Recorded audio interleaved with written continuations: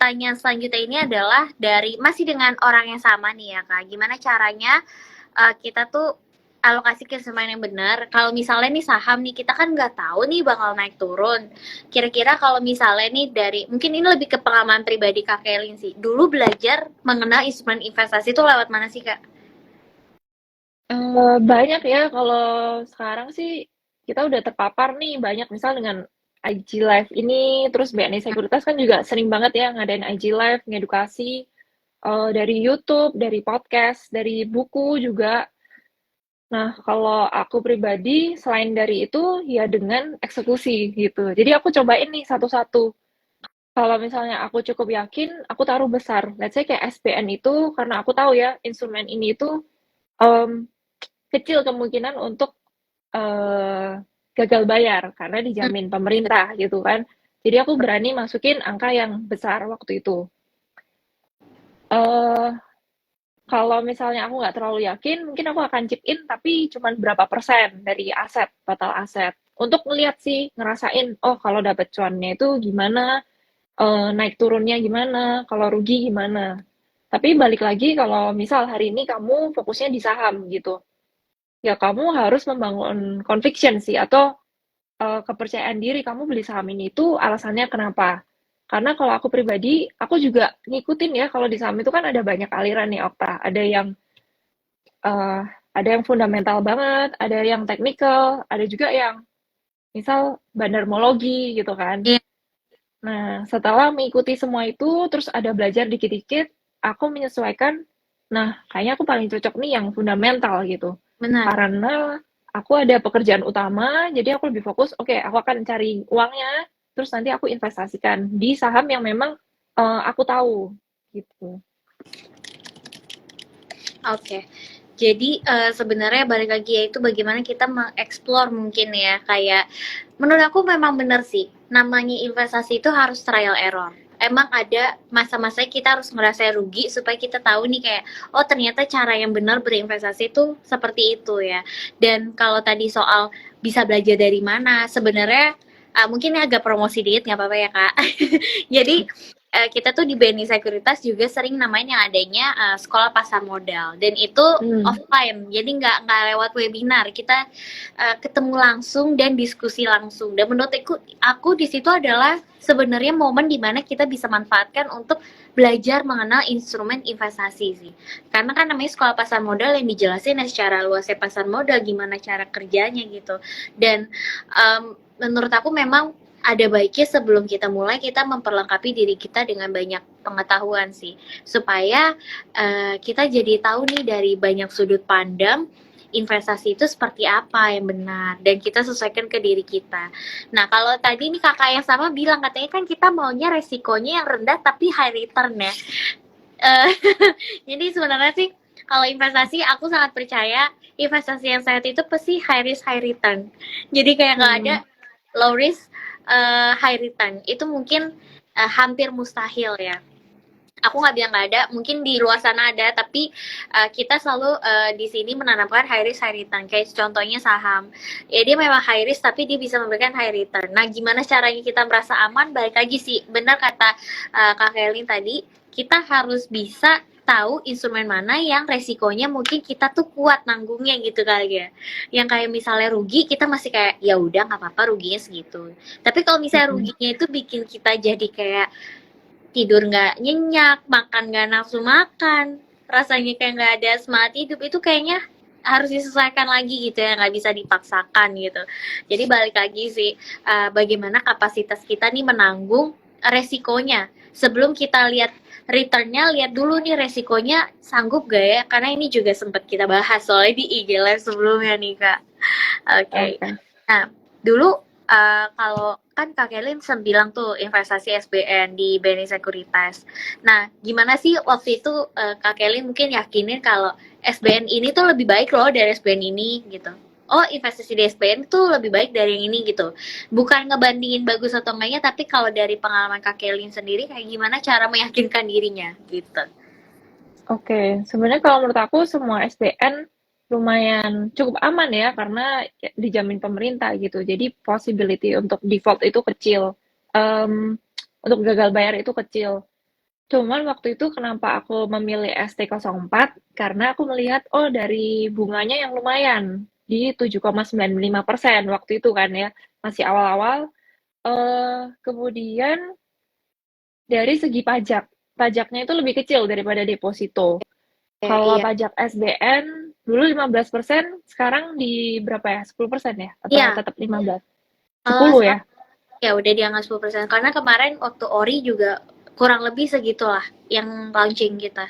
Mm-mm. Oke, nah sedangkan kalau di deposito kan masih 20% ya gitu. Jadi dari segi itu dan dari segi tenor. Waktu itu tenornya 2 tahun. Ya udah aku nggak masalah sih. Dan itu mungkin kalau membandingkan SBN 1 dengan SBN lain ya itu pendapat aku. Tapi kalau misal ada yang penasaran kenapa kok nggak taruhnya di saham waktu itu? Karena aku merasa aku belum punya pengetahuan yang cukup di saham. Ya. Jadi Mm-mm. aku pilih apa yang aku tahu dulu gitu. That's why aku berani lumayan yang oke lah ini uang lumayan besar ya aku masukin aja di SBN gitu. Nah, jadi ya memang balik lagi ya kayak mungkin masih baru juga jadi mencari yang aman dan returnnya cukup oke gitu. Nah, Mm-mm. jadi sebenarnya karena ngomongin salah satu instrumen fixed income, aku jadi keinget nih ya. Jadi Kak, di Beyond itu kita punya satu produk fixed income yang emang cuma ada di Beyond nih Kak, namanya EBA Retail. Nah, ini juga sebenarnya cukup banyak peminatnya nih ya, karena kalau misalnya kita SBN kayak misalnya Ori lah contoh case yang terdekat kemarin kan minimal pembeliannya tuh 1 juta rupiah ya kak iya 1 juta rupiah Mm-mm. aku kelipatan tapi kan kita tahu ya mungkin gak semua orang bisa menyanggupi untuk dengan minimal segitu. Nah, kalau misalnya instrumen e-baritel ini yang ada di BIOS itu minimal pembeliannya itu 100.000 Kak. Dan ini dari segi kuponnya tuh cukup tinggi juga dan dari segi pajaknya juga oke banget sama saya tidak merugikan gitu ya tidak terpotong pajaknya juga yang kayak bikin kenapa gitu jadi kayak dan ini tuh instrumen cuma ada eksklusif di Beyonce. Nah, jadi Mm-mm. mungkin buat teman-teman di sini tadi kan Kak Kelly ngomong SBN tapi kayak tapi kalau SBN aku belum sanggup atau Ori belum sanggup minimalnya ada namanya instrumen e-baritel di Beyonce. Jadi kalian bisa coba juga nih buat yang belum pernah investasi e-baritel boleh banget dicoba di Beyonce dan itu udah ada yang produk syariahnya nih. Jadi ada yang konvensional di syariah nih Kak Kailin. Jadi buat teman-teman yang mungkin investasinya memang di syariah itu juga bisa merasakan experience-nya nih investasi di Eber Retail dan itu tipikalnya juga yang kirim kuponnya tiap bulan sama nih Hmm, jadi kuponnya masuk ke rekening Ardian kita tuh setiap bulan jadi kayak seakan dapat uang jajan kali ya gitu gitu benar. nah, jadi balik lagi mungkin experience-nya sama walaupun produknya berbeda oke nah ini ada pertanyaan selanjutnya nih kak mendingan kita di pasar uang atau obligasi ya? Mungkin ini reksadana kali ya maksudnya ya. Iya, reksadana ya berarti. Mm-mm. eh Balik lagi ya untuk apa dulu nih tujuannya gitu. Kalau misal oh, aku mau untuk dana darurat, ya udah masukin ke pasar uang. Tapi kalau let's say oh masih perlunya 2 tahun lagi atau 3 tahun lagi gitu untuk kumpulin S2. Nah, kalian bisa juga sih cek dari performance masing-masing produknya gitu ya. Mungkin dalam 3 tahun terakhir, 5 tahun terakhir itu returnnya berapa? Dan kalian coba sesuaiin. Kira-kira masuk nggak nih kalau misal aku taruh segini, nanti 3 tahun lagi, 5 tahun lagi sesuai nggak sama yang aku mau gitu. Kalau Oke. misal kamu 3 tahun, 5 tahun lagi mau S2 gitu, tapi kamu masukin ke pasar uang yang lebih low risk dan returnnya lebih kecil. Nah, mungkin nggak akan nyampe-nyampe ke sana gitu kan. Jadi mungkin kamu mau shift ke obligasi. Oke. Jadi balik lagi ya walaupun produk reksadana tapi dari jenisnya pun harus disesuaikan dengan jangka waktu tujuan investasinya gitu ya. Oke. Nah, back to topik kita lagi nih Kak. Nah, jadi kan kalau misalnya nih kita bahas Beyonce ya nih, kakak kan pengalaman juga nih investasi bareng kita BNI Sekuritas. Jadi di Beyonce itu kan memang kita ada berbagai instrumen investasi ya. Misalnya kalau di Beyonce ada saham, reksadana, obligasi, EBA retail gitu banyak. Nah, kira-kira ada nggak sih tipsnya juga nih supaya anak muda di sini Sobian nonton, pengen mungkin diversifikasi investasi. Ada nggak nih tipsnya? Mungkin kayak, oke dari 4 itu bisa dicoba semuanya aja langsung atau kayak mungkin dari dua instrumen dulu atau gimana nih? Kalau beneran pemula gitu ya, mungkin bisa cobanya dari yang reksadana, terus SBN, sama EBA gitu kan, EBA retail. Tapi kalau memang pengetahuannya udah semakin banyak gitu, mungkin bisa coba ke saham. Nah, saham ini kalau memang baru awal-awal, mungkin bisa pilih sektor yang defensif atau yang aman lah ya, let's say kayak banking gitu. Mungkin mau dimasukin ke BBNI misalnya kan. Nanti kalau misal udah pengetahuannya semakin luas atau kita sebutnya circle of competence gitu ya. Kalau misal kamu ngerti nih sektor industri pulp, kamu mungkin mau masuknya kayak ke INKP atau Techkim, atau misal kamu ngerti sektor properti, mungkin kamu bisa masuk ke emiten-emiten kayak BSDE, CTRA. Ini balik lagi harus dianalisa dulu ya kayak gitu. Jadi tergantung menurut aku itu balik lagi ke seberapa kamu tahu gitu ya, pengetahuan yang kamu miliki sama uh, risk tolerance gitu ya. Kamu bisa mentoleransi nggak kalau misal di based on performance atau history samin itu misal liar gitu ya naik turun. Nah, itu Mm-mm. kamu bisa toleransi apa enggak atau kamu lebih pilih yang ya udahlah slow tapi stabil gitu ya. Kalau kita Mhm. tarik 10 tahun ke belakang dia naik terus. Nah, itu. Oke. Jadi yang pertama adalah profil resiko itu basic banget sih pasti ya. Kayak kita paham kita tuh kapasitasnya ada di mana. Yang kedua adalah competence. Jadi bener banget kata Kak Kelin tadi, investasilah di produk maupun di instrumen yang kita memang tahu di situ seperti apa proses untuk investasinya, dan juga kalau di saham tuh setidaknya kita tahu lah di situ tuh sektornya tuh bergerak bisnisnya tuh seperti apa gitu ya. Jadi kita kan nggak Mm. mungkin kayak naruh uang kita di sesuatu hal yang kita nggak kenal gitu. Jadi ini mungkin adalah menjawab juga nih pertanyaan yang baru masuk ya, mungkin gimana sih kita pilih instrumen investasi yang oke. Ya balik lagi, pertama dari profil risiko kamu, yang kedua adalah tadi kita kenalin dulu produk-produknya dari segi resiko, dari segi returnnya, terus bagaimana kita mengenal ke diri kita sendiri, ini tuh sebenarnya investasi goalsnya buat apa, jangka waktu untuk mencapai itunya apa, dan yang terakhir yang paling penting adalah terus perbanyak kompetensi kita, pengetahuan kita supaya kita bisa upgrade juga ya. Nggak mungkin kan maunya di situ-situ terus gitu. Pasti ada suatu hal yang mungkin kita harus lebih menantang lagi, yang returnnya lebih gede, resiko lebih tinggi. Oke, wow. Ini sudah sangat mengerucut gitu ya. Pada akhirnya financial planning itu dibentuknya tadi ada dasarnya dari bagaimana kita dana darurat, protection income, lalu baru masuk ke bagaimana kita pilih investasinya. Dan ini bisa berjalan seiringan dan hanya saja kita harus bergantung pada alokasinya mau seberapa besar. Terus tadi Kak Kelin juga udah cerita gimana waktu di Kak Kelin pemula itu justru nggak apa-apa kok masuknya ke instrumen yang aman-aman aja dulu gitu ya rasanya, dan itu pun juga dipelajarin dulu, nggak main kayak tahu oh obligasi aman ya udah masukin semua ke obligasi gitu. Ada proses pembelajarannya. Dan yang tadi penting juga adalah untuk cari tahu dari berbagai aspek gitu.